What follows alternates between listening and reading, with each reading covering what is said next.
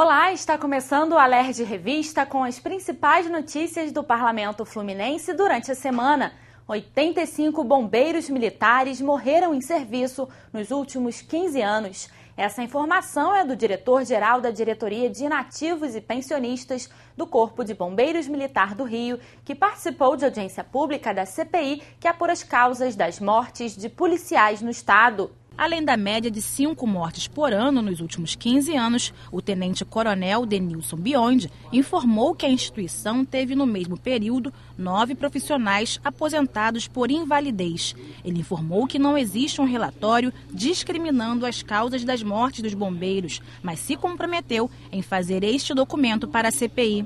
A deputada Marta Rocha se mostrou preocupada com o fato dos bombeiros militares terem porte de arma, mas não fazerem um treinamento adequado para o uso da mesma, uma vez que, segundo o tenente-coronel, o treinamento é específico para a guarda da corporação. Esses bombeiros têm que ser treinados para usar bem essas armas para sua própria segurança e para a segurança daqueles a quem estão protegendo. Então eu não posso questionar o bombeiro. Nenhum bombeiro faz bico porque deseja.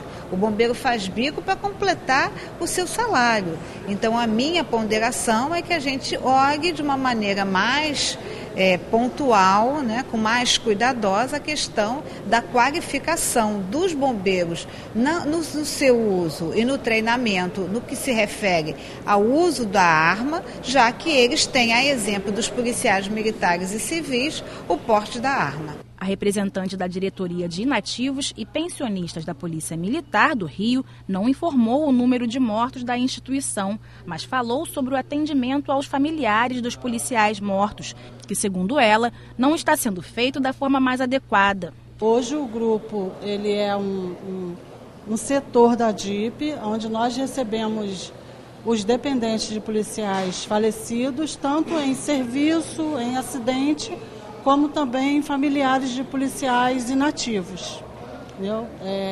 Não tem aquela estrutura que tínhamos ontem e lá a gente procura fazer o melhor possível. Nós funcionamos como psicólogos, entendeu? Como amigos, e nós acompanhamos esses familiares até que encerrem os procedimentos para que eles recebam os benefícios que têm direito. Para o coronel Belo, a causa das mortes de policiais militares está na falta de treinamento. A grande causa da morte de policiais militares e de civis em decorrência do confronto como já disse aqui o Major Jailton, é a questão de capacitação. A capacitação, tanto isso é verdade, que em algum momento a Polícia Militar se preocupou em pegar todos os integrantes das UPPs e dar um treinamento específico. O presidente da CPI, deputado Paulo Ramos, disse que é necessário avaliar as informações recebidas durante a reunião para tentar ajudar a minimizar as perdas de vidas. Nós vamos recolhendo algumas observações importantes. Os dados numéricos vamos receber oficialmente, mas as impressões. Quer dizer, quando nós recebemos aqui uma representação do Corpo de Bombeiros e uma da Polícia Militar, é possível perceber que no Corpo de Bombeiros o estresse é menor. Por quê? Porque a ocorrência de mortes e de feridos também é uma ocorrência muito menor. Então, há uma espécie de humanização maior no relacionamento. Quando chega na Polícia Militar, que o número é muito grande, fica caracterizado o tratamento como número. Quer dizer, o profissional, o policial militar, não sendo visto como uma pessoa humana, mas sendo visto como um número. E aí as informações não são dadas, a assistência não é dada, os direitos não são realizados. Por quê? Porque o número é muito grande. Então é preciso conhecer as raízes disso. A CPI só terá uma contribuição efetiva a dar se compreender e explicitar as raízes. Por que isto está acontecendo? Dados do Instituto de Segurança Pública apontam que entre 2007 e 2015, o número de homicídios decorrentes de intervenção policial caiu 73% na capital e 85% em áreas de UPP. Mas até o final de 2015, o número de homicídios pode voltar a crescer. As informações foram divulgadas durante a reunião da CPI que apura os casos de auto de resistência no estado. Os principais locais de ocorrência dos autos de resistência são em São Gonçalo, Baixada Fluminense, Bangu e extremo norte da capital, principalmente na área da Pavuna. O número, que já foi de 1.330 em 2007, teve forte redução e chegou a 416 em 2013. Apesar disso, este ano o número pode voltar a subir e chegar a 670 casos. A comissão solicitou ao Instituto dados sobre os impactos nos locais onde ocorrem estes casos. Nesses locais, num curto espaço de tempo, há um aumento do número de prisões, há uma queda no número de outros homicídios, há uma queda no número de roubos de veículos, há uma queda, um aumento na apreensão de armas, na apreensão de drogas, é saber a efetividade dessas situações, até para que sirvam de balizadores para a segurança pública no futuro próximo. No estado, 12 delegacias acumulam 50% dos casos dos autos de resistência. As principais são a 39ª DP da Pavuna, com 45 casos, a DP de Belfor Roxo, com 44 casos, e a DP de Bangu, com 32 casos. Nos últimos anos, também houve aumento dos casos em regiões fora do eixo metropolitano. Os maiores índices foram em Cabo Frio, seguido por Macaé e Angra dos Reis.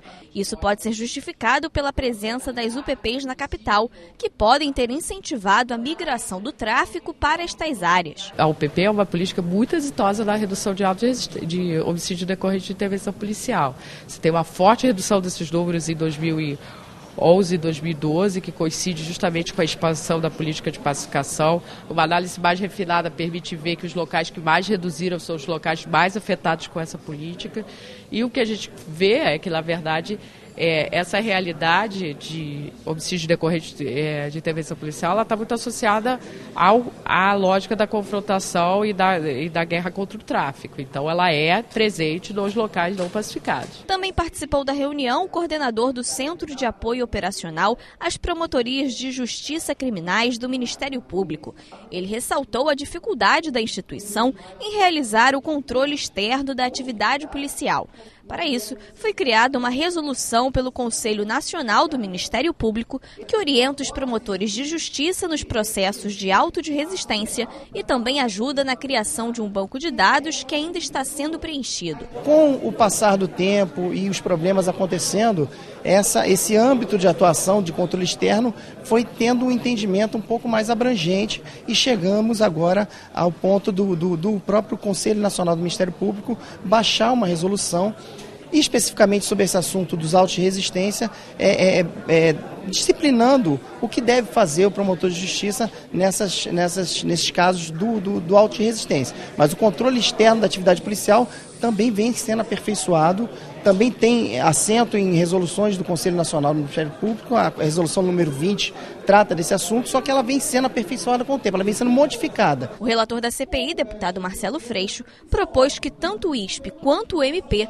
enviem informações mais detalhadas que ajudem o esclarecimento dos casos de homicídio envolvendo policiais. Nós hoje não conseguimos saber, por exemplo, se um mesmo policial tem uma quantidade grande de autos de resistência. Então, um único policial pode ter 20, 30, 40 autos de resistência, o que evidentemente seria algo inadmissível, e você não tem essa informação no Ministério Público, que é completamente diluída essa informação, e não tem no ISP. Então isso depende exclusivamente da Polícia Civil. Então essa é uma informação que a gente precisa apurar. Não se sabe, por exemplo, o Ministério Público não pergunta ou não tem essa informação de qual é a utilização de munição por policial nem por batalhão, porque pode haver uma desproporção que faça com que o Ministério Público, na sua ação de fiscalização, possa ser mais preventivo do que reativo, porque isso ajuda que o controle possa melhorar o serviço da segurança pública. Para o presidente da CPI, deputado Rogério Lisboa, os dados apresentados pelo ISP ajudaram a comissão a iniciar o processo de avaliação dos casos. Tem uma série de dados que a gente cruzando eles, que a gente acabou de pedir aqui na CPI, a gente vai entender um pouco mais dessa mecânica. Então, o ISP tem muito dados importantes, só que esses cruzamentos ela não trouxe, que foi solicitado agora ela, e com esses cruzamentos a gente vai conseguir ter bastante material para fazer um mapa dessa questão dos autos resistentes. O número de armas roubadas ou furtadas das empresas de segurança privada do município do Rio supera o que as polícias militar e civil perdem em todo o estado. A conclusão é da CPI que apura o desvio de armas das forças de segurança pública. A Comissão Parlamentar de Inquérito ouviu representantes da Delegacia da Polícia Federal, que fiscaliza e controla as empresas de segurança privada na capital. Os policiais federais explicaram que quando os vigilantes são roubados, furtados ou mesmo quando as armas são desviadas, as empresas têm prazo de 24 horas para informar o ocorrido. Depois, elas têm que enviar a cópia do registro de ocorrência feito na Polícia Civil. A Delegacia da Polícia Federal não investiga, só inspeciona o uso de armas e munição por empresas de transporte de valores, segurança patrimonial, segurança privada e escolas de vigilantes. Eles acrescentaram que a Lei Federal de Segurança Privada precisa passar por mudanças no Congresso para que o controle seja mais eficaz. Nós poderíamos criar mais mecanismos para o controle da munição de forma automatizada, nós poderíamos criar mecanismos de marcação dessas armas, nós poderíamos pensar em outros segmentos dentro desse próprio serviço, outras formas de atuação da Polícia Federal voltadas mais ao controle interno da empresa. Então nós poderíamos pensar em uma maior influência do Estado nessa atividade. Os policiais federais disseram que as armas são geralmente roubadas durante os assaltos a caminhões de carga, que os pacotes de cigarro são os que mais interessam aos bandidos e que os bairros mais atingidos são Penha, Ramos e Pavuna. Eles afirmaram ainda que 830 armas foram roubadas, furtadas ou extraviadas no município do Rio entre 2011 e agosto deste ano. O número surpreendeu os deputados porque, nas mesmas condições, em 10 anos, a Polícia Militar perdeu 640 armamentos em todo o estado e a Polícia Civil, 1.040. As firmas de segurança privadas têm 54 mil vigilantes, mais do que a PM. E o número de armas que desaparecem deles ou são roubados é muito maior que o da PM, porque o dado de 830 é de 4 anos e meio só na capital. Se você pegar os 10 anos e levar em conta o interior, a gente pode chegar a 3, 4 mil armas. E tem 7 firmas, dessas mais de 200, que concentram mais da metade, mais de 4 mil munições. Mais de 380 armas. Então nós vamos querer saber que firmas são essas, algumas podem ser testa de ferro do tráfico. E nós queremos saber que sistema é esse, onde a gente tem praticamente uma PM2, 54 mil pessoas, pelo visto mal armadas, e que todos os dias milhares dessas armas acabam indo para as mãos da bandidagem. O corregedor da Secretaria de Administração Penitenciária também foi ouvido pela CPI. Ele informou que cerca de 5 mil agentes trabalham nas 52 unidades prisionais do estado e que quando as armas são roubadas, furtadas ou extraviadas, o agente deve fazer o registro da ocorrência na delegacia. Cabe à corregedoria instaurar sindicância para apurar a conduta do servidor. As armas desaparecem como resultado de ocorrências, de registro de ocorrência de roubo ou furto, em sua maior parte. O furto é quando não há um emprego de violência, o roubo é quando é o contrário. Né? O servidor, tanto de serviço quanto de folga, pode se envolver em ocorrência. É muito comum o servidor de folga ser abordado, ele vir a fazer uso da arma, né, ele ter essa arma subtraída, sendo até vítima, inclusive, de elementos armados que tentam contra sua vida. A SEAP desapareceram 41 armas nesse período, é um número pequeno em comparação às 640 da PM, às 1.045 da Polícia Civil, mas é expressivo. Nós vamos querer aprofundar também a questão das punições. Parece que até agora houve 5 punições para essas 41 armas que desapareceram, foram roubadas. E também me ocorreu perguntar as armas que eles apreendem de dentro, que estão com os bandidos. Quinta-feira é com o Ministério Público, porque muito pouca gente foi punida. De 1.870 processos em 10 anos, houve 42 denúncias, 3%. Ou seja, muita arma é desaparecida.